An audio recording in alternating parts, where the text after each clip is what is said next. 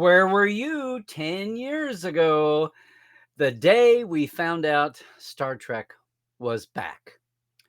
And a lot more. Today on episode 423 of Trekland Tuesdays Live with me, Dr. Trekler Nemecek, coming at you here from the heart of Trekland through Portal 47. Well, you know, it's Tuesday. That's big news. That's big news. We've had all kinds of news lately. Rest in peace, R.I.P. to the great Ralph Sinensky, who just in the last less than 10 years here, I'd finally gotten into his orbit after years of worshiping him from afar. No, with the last of the great original series, I should say, directors, although we're losing next generation directors too at a rapid pace. But Ralph was amazing. He was 98 when I finally sat down and talked to him, and he gave me so much of his time, and then spent 2 hours with the Portales in a Portal 47 session that has not been public, but our sit down got converted into Trek Files episodes. There's 6 of them. Ralph got out to be on Scott Mantz's Pandemic podcast for the original series. A lot of people got to interview him here in the last few years. What a fascinating story. And his own time with Trek went from the sublime to the ridiculous and angrifying.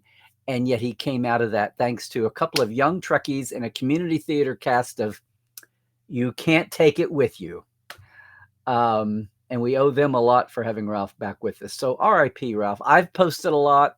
The Trek Files has posted a lot. All of fandom has posted a lot for Ralph's. You can get the links to the Trek Files episodes. That happened Saturday. And by the way, happy Election Day if you're in a place that's voting today. And hey, happy Will Rogers' birthday, speaking of Election Day. And the Route 66 Centennial next year. Look, even though we lost the farmhouse, the ranch house this year, and the stables, Will's spirit is everywhere. After all, we so need Will Rogers still today. He did say, I am the only person born on Election Day who will admit it. You see, in them days, my mom couldn't vote, so she stayed home and gave birth to me to get back at the government. I was stumbling through my calendar that we use for social posts and realized it was actually Sunday, November 2nd. For some reason, I was thinking it was 3 days away from Thanksgiving, but nope. This is why we have documentation. This is why we make a record. It was November 2nd, 2015. Yes, 10 years ago. We woke up to this bombshell after wondering when and how and where and what the situation would be, and whether it be Netflix and me getting wrongly attributed to starting an announcement in a panel that Netflix was producing a new Star Trek. Wrong, never said that. We got the news that there would be a new Star Trek in 2017. Now, we didn't know what. We didn't know who, only that Alex Kurtzman, who had recently divorced professionally from Bob Orsi and was on his own now with Secret Hideout, his new company, that they would be producing. So that immediately was a legacy thing back to the hated, vaunted JJ movies by the old guard anyway. But all we knew, we had no idea about a what. We also knew that Alex would not be the showrunner, that they would hire somebody to do that. We had no idea of a when. Well, they said January 2017. That wound up not holding up. And the where was going to be this new thing called CBS All Access. What the heck was that? Well, once again, it was a deja vu moment, right? Some of us are old enough to remember when UPN was announced, kind of stole the fire or shared the spotlight the same time the WB was launched as the new fifth or sixth, they wound up being 6th, sadly, network using Star Trek as a flagship, which was where Voyager came from. Although I did not realize this at the time, but Voyager was happening and going to be syndicated until totally apart from the Paramount TV machine syndication. UPN jumped up and so you have a Trek ready? We'll take that. Yeah, it was deja vu back to that day. Look, it's been 10 years since that day. If you were around that day, I want to hear from you in the chat. because I can't believe it was a decade, because it seems like 1,000 years ago. I mean, we got so few details. We had some, but no, we didn't know what era it would be. We didn't know if it would be in Prime or still in the Kelvin universe. I love how the people that make these huge promotions, they want as much eyeballs as possible, right? When you have a PR announcement like this, huge splash, you've got the attention of the world. You were a front page story on Huffington Post, among other things, just below the fold, not too far. And you've got all that attention, and you don't even know what the F questions that are easy to answer that people would want to know. Now, maybe it was not known at the time, but I gotta believe one of the first things Alex thought of was, oh yes, we want this to be in the Kelvin timeline. Or, oh no, we're gonna put this back in Prime. He had to have known that, among other things. They didn't have a showrunner yet. If they did, they would have announced it. Or they would have held up the announcement if they were on the verge of signing a showrunner.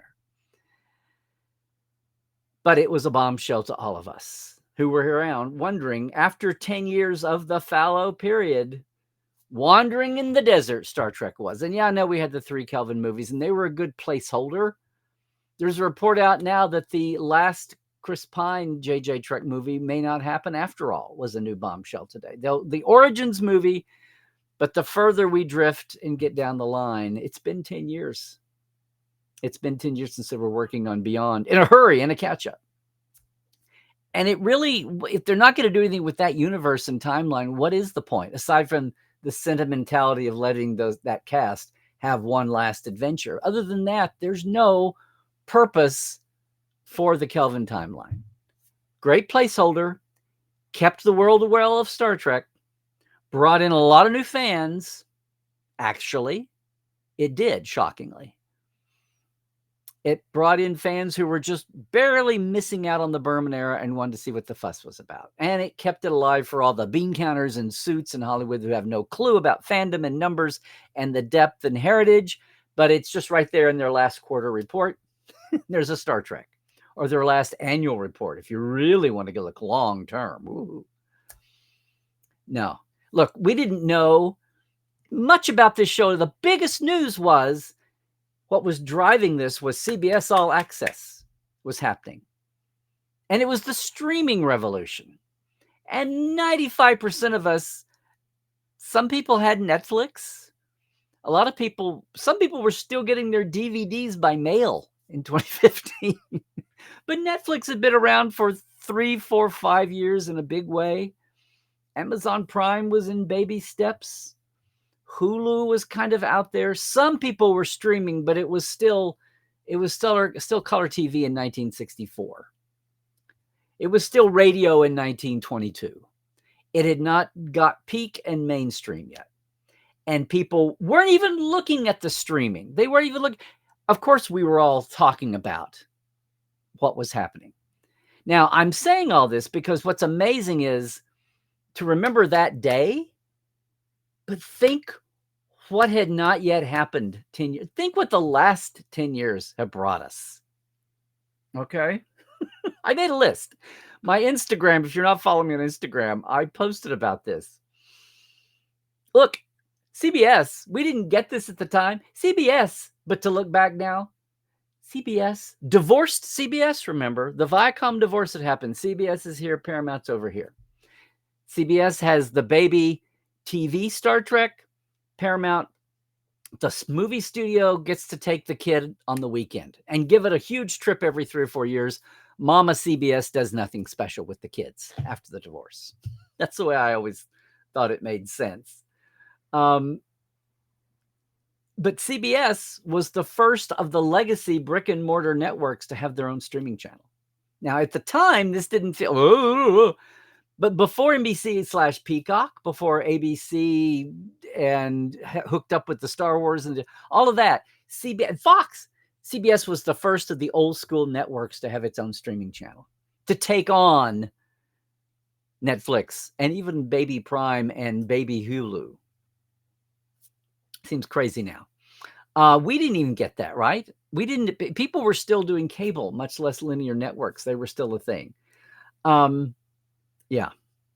And look, at the time, the delivery mode, all of that stuff, that wasn't the question. It looked like we were going to have to sit with that just a little bit longer.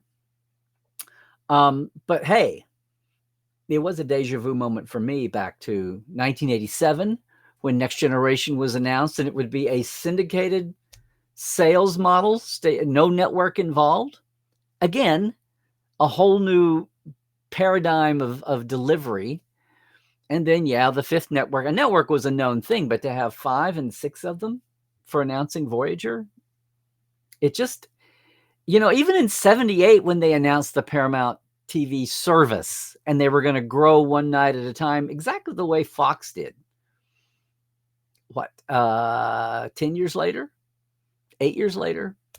You started off with 2 nights a week, and then every year you added another night until you staffed up a whole 7-night primetime schedule. Then you add sports, then you add news, such as it was. But that was then. Since then, oh yeah, we've totally had this streaming debate, this serialized debate about structure since then. We've had the birth pangs.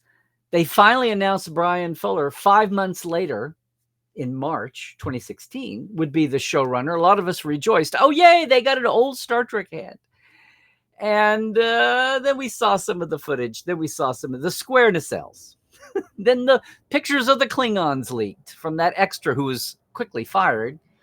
But after that, it was just all crazy, crazy, crazy, right? And then, of course, we had we learned the name discovery only 5 months later. We still didn't know what it'd be about. Did they announce that it would be 10 years before Kirk and Spock at that point? Maybe so. We've had all of this since then. And most of all, we've had this. We've had the rise of, even since 2015, Chris Jones had Trek FM. I was a guest on Trek. But since then, we've had the podcast boom, and we've had the YouTube boom, and we've had the toxic tuber boom as well. Right? And the 10% turning into thank you bots and trolls, 20% the negativism of the internet, that we were all getting depressed over what happened to hearing from grandma on Facebook, the interwebs, the algorithms. We found out, we understood what algorithms were, how they inherently drew. It's like rubbernecking at a looky-loos at a wreck on the highway. People can't help but look at the disaster. It's the same way with our online algorithms. We've learned all this in the last 10 years. The bots, the trolls, the toxic tubers, and and that Star Trek, congratulations, got big enough to cross into the crosshairs of all that muck, all that negativity black hole that the algorithm darksiders had conjured up. We've learned all this. We also learned that CBS All Access did indeed use Star Trek, despite the naysayers, did kind of have a tsunami there in the streaming revolution, thanks to Star Trek.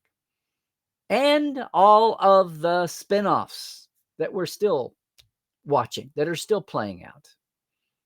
Alex Kurtzman contract or not. And now the CBS Paramount, the reconciliation, the remarriage, the remerger, just in time for the sell-off soap opera that we've been living through the last couple of years. And we're still shaking through, watching the rest of the CBS and Paramount assets and the implications for that, well beyond just our little Star Trek bubble. But 10 years ago, before all of that, we had come through 10 years ago. We had come through 10 long years. No weekly Star Trek adventures, no canon evolution, no new character actor quotes, no new faces at convention, no fresh blood on any level for anything that anybody who loves Star Trek did. Huge hunts, huge introspection on the original series and the whole Berman era. Nothing new for 10 years. Were we going to age out? Was the birth rate for Trekkies even slower than the global birth rate recharge? Were we definitely going to age out of existence, much less relevance? Wow. Wow.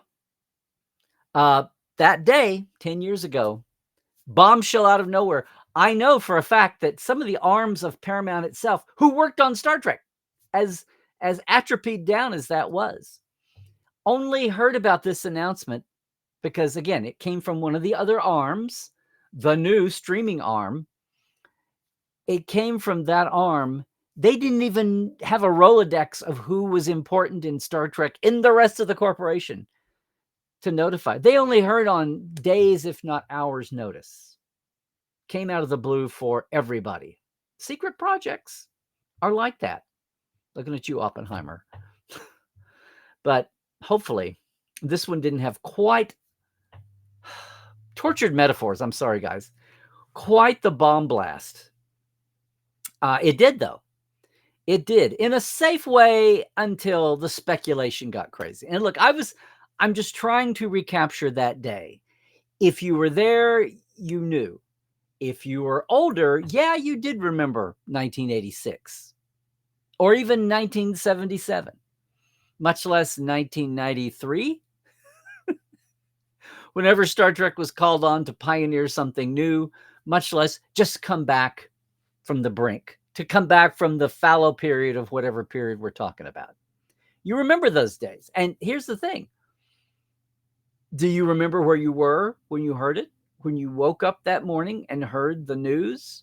And we've got a lot of them here. And thank you for being here. I hate Gen Z and Alphas. I just want to think about people in terms of how old you were or where you were with your Trek. I don't hate the people. I hate the labels. Don't misunderstand me. I hate the Gen labels because I always have to stop and do math in my head. Why can't we just say people in their 20s, people in their 30s, people in their teens? Why can't we just say that? I don't get it. I know it's more syllables, and I'm usually on the side of fewer syllables, the better. But my point here is for everybody who was not part of this world 10 years ago, everything I've said is just gibberish. Well, aside from what we've endured the last 10 years, the highs and the lows and the other lows, and some of the highs. You only know what you know. You only know you came into this world since that last ground-shaking announcement. And so welcome to the party. I don't mean to exclude you from any of this, but for a chunk of us, it was a day, and it was 10 years ago. Seems like 1,000? Yeah, I think so. But on the other hand, it's just been that. It's just been that. What's funny is I went back and archived. I looked at my tweets from that morning. I shared that on Instagram. My tweets, you can see. The first one was, this is not a drill. Star Trek is back on TV, looking for a writer and pioneering a platform. It's 1986 all over again. That was my first reaction, and I went to the Hollywood Reporter story. And then I said, there you go. It took 10 years. So much for the whole 20 years, 30 years before Star Trek's back on TV. Remember when Enterprise was canceled? Oh, it's so tired. It's so tired. It needs to refresh. It'll be 20 years before we get Star Trek back on TV. It took 10. If it hadn't been for the divorce in creatively challenged Hollywood, always looking to reboot an oldie, existing IP, as we say now, yeah, it would have been less than 10 if not for the divorce. My next tweet was, I always have said new TV Star Trek won't happen until it happens. And then Katie bar the door and go get your resume drawer. And then I tweeted, fallow time is over. It'll be curious to see how much oxygen is left in the room for all the fill-ins. And by that I meant we were in the fan film boom. This is a year before the settlement and suddenly there was impetus to have new Trek, so we don't need all these fan films of whatever quality, filling up the airwaves, taking fans' attention, and yeah, taking up their commercial disposable income. That was the end of the fan film boom. And yeah, you can talk about the Axanar lawsuit and all that, but the writing was on the wall. We were gonna have mainstream, national, global Star Trek, the real thing made by the studio.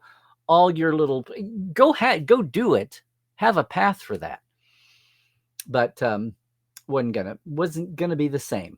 The big boys were back in the room. The adults were back. That was just gonna go away. Then my next tweet was, I said, let's start a hashtag Prime is not difficult for Alex Kurtzman. The Trek nerd tweeted me and said, I'm terrified yet optimistic. If they don't do it right, it could be a disaster. And I said, oh, absolutely. Got into some replies then. Yeah. Not unlike UPN 1994, I told somebody else.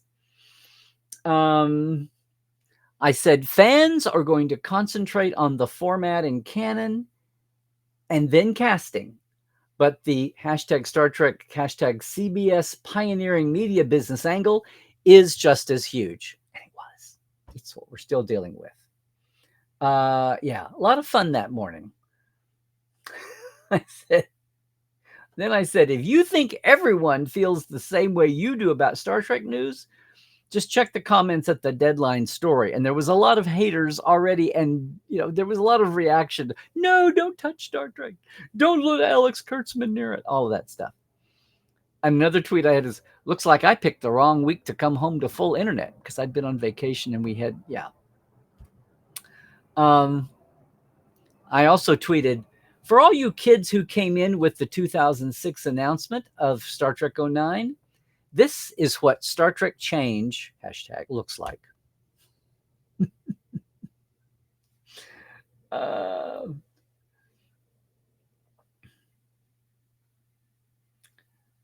Yeah.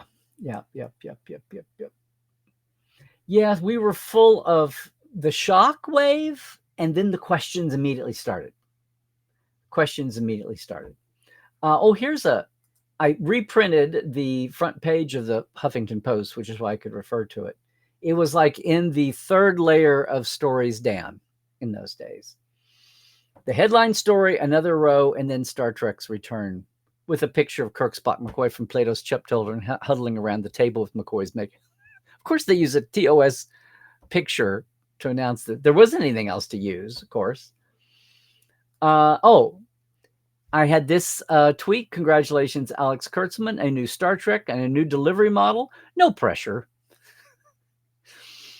And then I said, just repeat after me, Star Trek, hashtag Prime is not scary, hashtag Prime is not hard. I'll be happy to advise and consent. Fortunately, that didn't happen. And I said, watch out. All this Star Trek canon and platform spec that some of us have been droning on about for 10 years is suddenly about to be mainstream news. And one more, which was kind of sweet.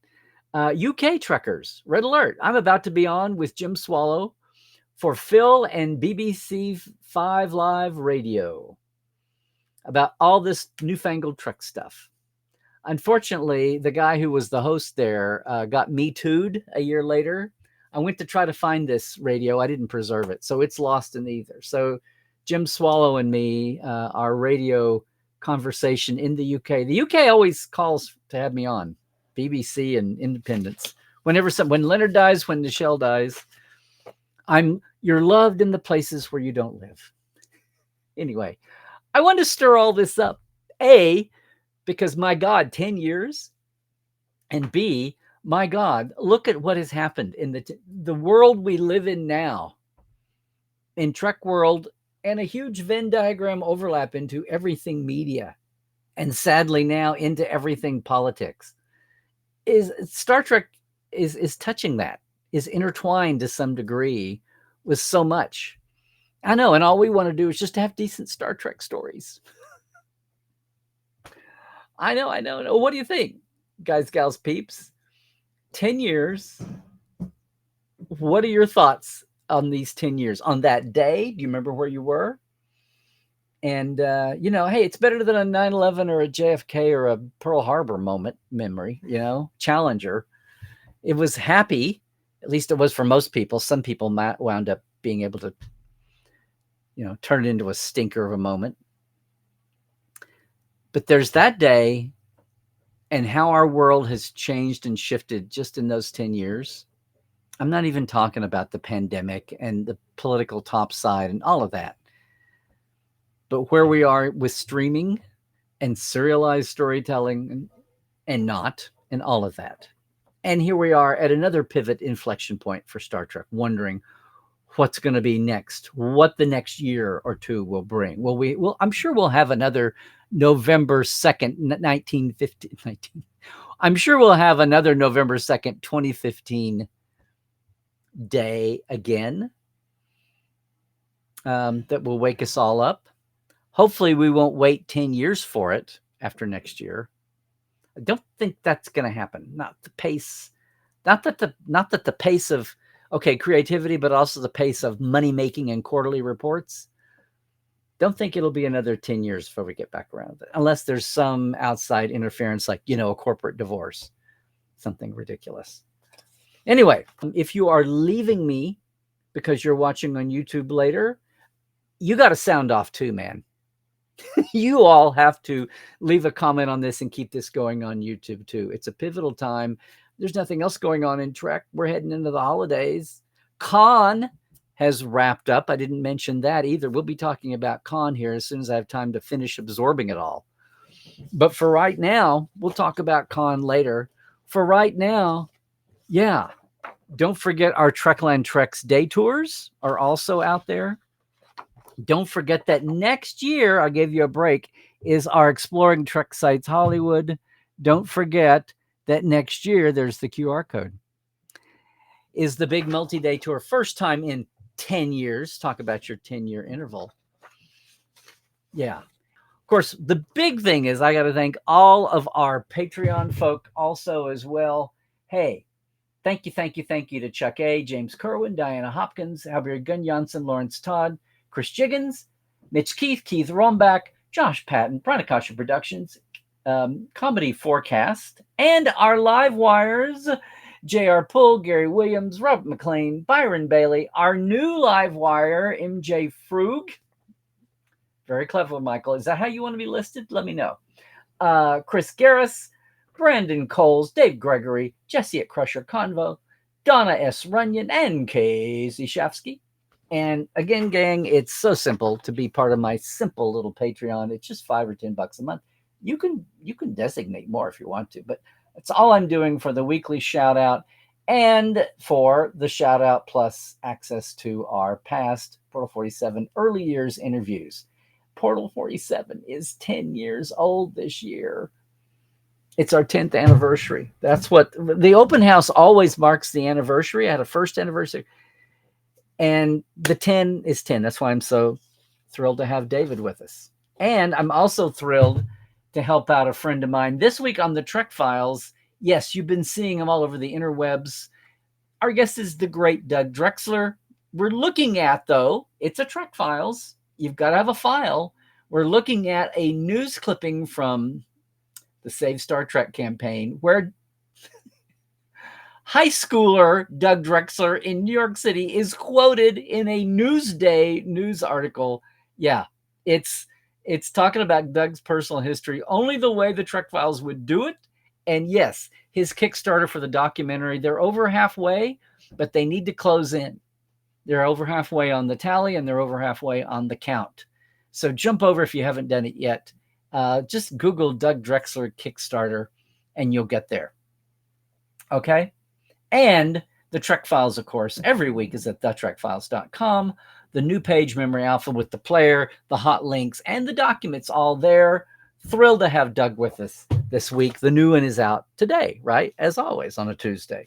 Otherwise, gang, you know where to find me. You folks leaving us.